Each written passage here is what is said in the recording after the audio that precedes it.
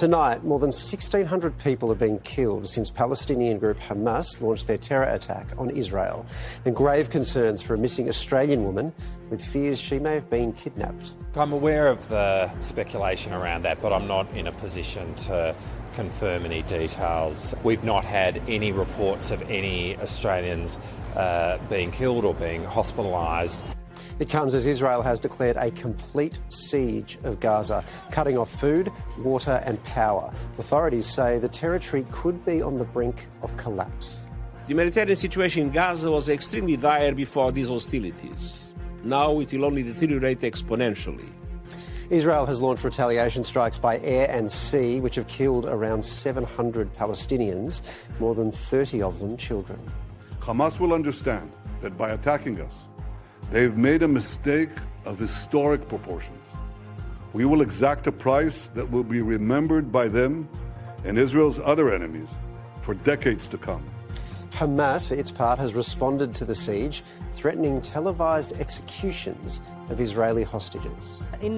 We declare that any targeting of our people who are safe in their homes without prior warning will be met with the execution of a civilian hostage we are holding, and we will be forced to broadcast it. 10 News First Europe correspondent John Paul Gonzo is on the ground in Tel Aviv and is with us now. John Paul, what's been the Israeli reaction to what we just saw there, Hamas threatening to televise executions?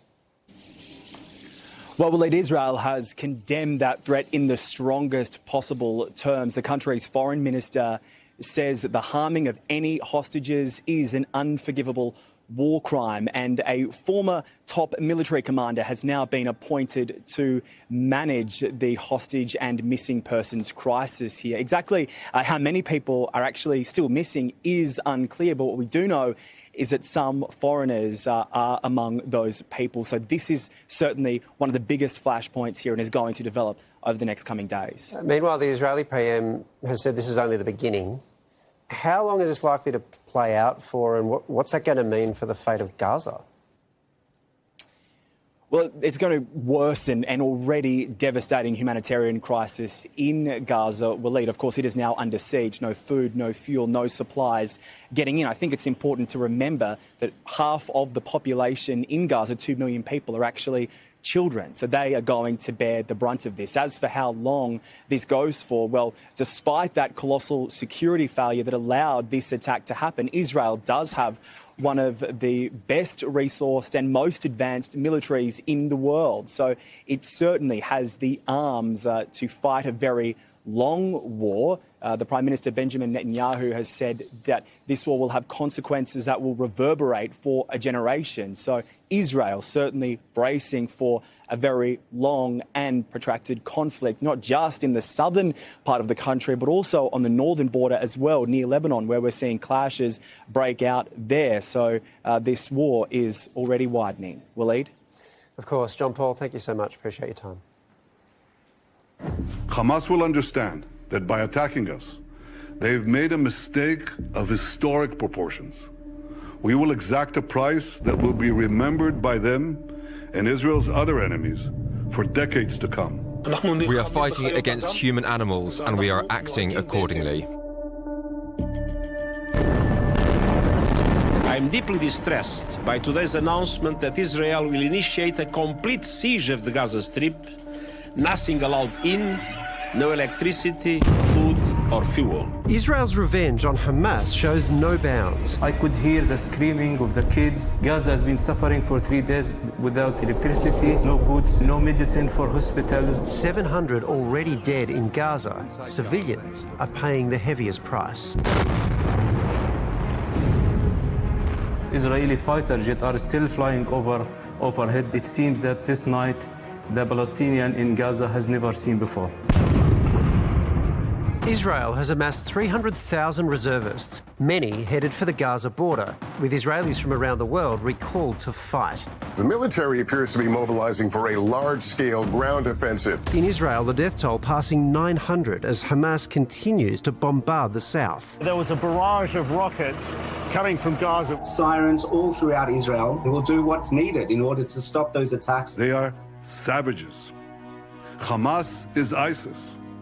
And just as the forces of civilizations united to defeat ISIS, the forces of civilization must support Israel in defeating Hamas. The group now threatens to broadcast the execution of one of its 100 Israeli hostages each time a civilian building is bombed without warning. The government of Israel knows they will open the gates of hell if they try to destroy Gaza. I want the world to demand to release those innocent civilians. I want these children and women and babies back home, and I want my children back home. Israel is a state of aggression and occupation, and it is our people's right to defend themselves. Israel will win this war, and when Israel wins, the entire civilized world wins. Well, joining us from Israel is Phil Chester. Phil, you've been visiting your son in Israel. He's an IDF reservist. He's now been called up to help with the fight. How did all that unfold for him? The first siren was around 8 a.m. I think by about 11 o'clock he was on his way to the base. He's been, was very level-headed about it. We weren't there, but when he kissed the kids goodbye and his wife and said, "I'm going," apparently it was a very difficult moment, as you can imagine. He's obviously not in a position, and wasn't in a position to tell us any details of what he was doing. But, we were obviously very worried about that. But, we were very proud of him as well. He's doing what he was trained to do and protect the people. Phil, the context for this is extraordinary because before the Hamas attack, the Netanyahu government was under a lot of pressure. There were a lot of protests against that government. There was a lot of criticism even on the Palestinian issue and how he was handling that. There was concern about the judiciary and the independence of that and how it could hold the government to account. There was protests about settlers and even the extent to which they should be allowed just to sort of remain unchecked in Palestinian territories. And now this happens. Does any of that sort of, I don't know if you want to call it division, but any of that sort of conversation, any of that sort of even sympathy for the Palestinian cause in some sectors of society, does any of that still exist, or has it been completely obliterated now in the aftermath of this attack? It's a good question. There has been obviously a lot of division and internal conflict within Israel over a number of issues, and it's been bubbling.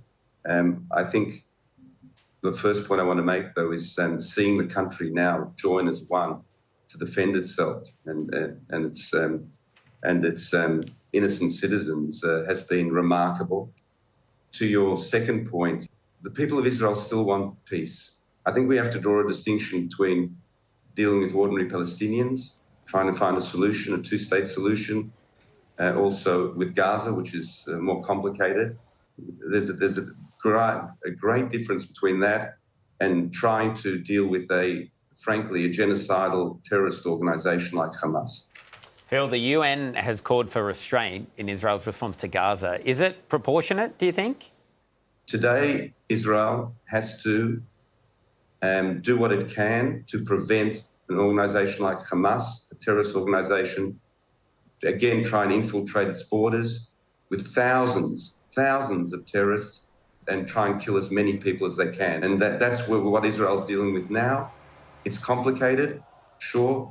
Lots of civilians in a very small area in Gaza, and that's not easy to deal with. But something has to be done about Hamas because you can never negotiate with them. They're not interested. They just want to destroy. Phil, we appreciate it's such an impossible time for you and your family. Thank you for joining us. Thank you. Well, let's head to Gaza now and see what this looks like from that position. Journalist and human rights activist Maha Hussaini is with us. Maha, I don't think Australians could imagine what life is like in Gaza right now, or before even, but especially right now. Could you give us some kind of sense of it? Yeah, hello everyone. Actually, we're now on the fourth day in a row of the Israeli attack on Gaza, and every night has been harsher than the night before. There is no place that is safe in Gaza. Every place across the Gaza Strip has been targeted. Every neighborhood that is densely populated has been also targeted. Many of the residents of these neighborhoods have been evacuated and displaced. We are talking now about around 200,000 people who have been displaced from their homes and neighborhoods as a result of the continuous attacks. And the thing is that those people, the hundreds of thousands of people who have been displaced, have nowhere to go. Many of them have gone or have sought refuge in UNRWA schools, but the vast majority of those are still staying at relatives' homes or relatively safer areas. And the situation is really dire as I said, there is no place that is safe, but also when Israel, thousands of Palestinians, for example, received text messages from Israel, from the IDF, asking them to evacuate to other areas. For example, 2 days ago, particularly in the north of Gaza, in Beit Hanun, residents received dozens of text calls or text messages from IDF calling them to move to the center of the town because they were going to bomb the north of the town. After they have moved to the center, Israel actually bombed the center of this town. So we do not know where to go. Actually, residents do not know where to seek refuge. There are no shelters in Gaza, no tunnels to seek protection. And what is adding insult to injury is that Israel has yesterday imposed a total siege on Gaza, cutting electricity, fuel, water, and food supplies, in addition to medical supplies also entering the Gaza Strip. So what we're talking about here is that Israel is actually besieging 2 million residents and trying to keep them cut off from the world. A crime of starvation is looming on the horizon. Maha, it's hard to find people in Gaza to speak to at the moment. We really appreciate you being available to us to be able to tell us what is happening there. Feels like saying stay safe is insufficient, but we do mean it at this moment. Thank you. Thank you very much. On the reaction here in Australia as another pro-Palestinian rally gets underway in Melbourne, it comes after shocking anti-Semitic chants broke out on the steps of the Sydney Opera House last night, drawing widespread condemnation. There's no place for anti-Semitism. There's no place for hatred and prejudice. Shock. We saw the scenes of violence, of burning of flags, of chanting explicitly about Jews, not just about Israel. Anger. To have some people celebrate atrocious, indiscriminate killing and kidnapping in Israel is appalling. Condemnation. It is un-Australian to attack someone because of what God they worship. Let's call it what it is. There's anti-Semitism. A pro-Palestinian protest on the steps of the Sydney Opera House last night. I'm very upset that also Israelis have died, okay? However, there have been thousands of Palestinians who have been dying for the past 54 years under this occupation. Peaceful until it was hijacked by extremists chanting vile anti-Semitic slurs. They were shocking and despicable, and I thought some of the chants and slogans that the crowd was shouting last night amount to racial incitement. A man wielding an Israeli flag arrested, then released. The police say for his own safety. I just can't reconcile that with the fact that other people that were doing what they were doing have the right to be where they were, and yet I was told I need to leave the CBD. This is not about us condoning, supporting, facilitating any protest. This is about us providing for the public safety. When I see those kids coming out of that rubble, I feel my kids are dying. What about lighting up a building for us? A 14-year-old boy was set on fire in the West Bank by Israeli settlers. What about us? Today, Jewish schools bolstering security amid fears for the safety of the community. I've had parents and mothers checking in to see if we feel safe sending our kids to school, keeping Jews away from the Opera House and instead allowing hate speech to occur makes you really scared, and it's sad that this is our Australia. A conflict raging in the Middle East, now crashing upon Australian shores. I want to urge all Australians to maintain respect for one another. We're a country that people want to come to because we are tolerant, we are respectful, we are peaceful. So, the Palestine Action Group in Sydney have released a statement which I think it's important for us to provide to you. It reads, and this is in part, despite a very successful and peaceful rally, the media has reported on a tiny fringe, we estimate less than 20 people, the vile anti-Semitic attendees who showed up to the Opera House. Media reports show young boys, mostly in their teens, chanting. From our observations, this occurred for less than 1 minute and was not an ongoing chant. They were quickly condemned for their chants and asked to leave. And then it goes on later to say, this is not what our movement stands for. We oppose Zionism, an ideology distinct from Judaism. It's this in a nutshell is the difficulty, because I never know what to do in these situations when protests have things like that happen. We've seen, for example, neo-Nazi groups turn up to protest in Melbourne, in other things, nothing to do with this, protests that we've seen, even Dan Andrews-related protests.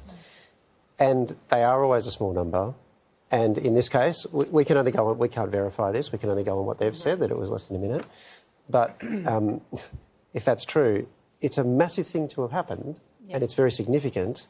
But by reporting on it, do you turn it into something that's bigger than it actually is? Yeah. And I'm just going to be upfront here. I don't know the answer to that. I've never been able to figure out the answer to that as someone who works in media.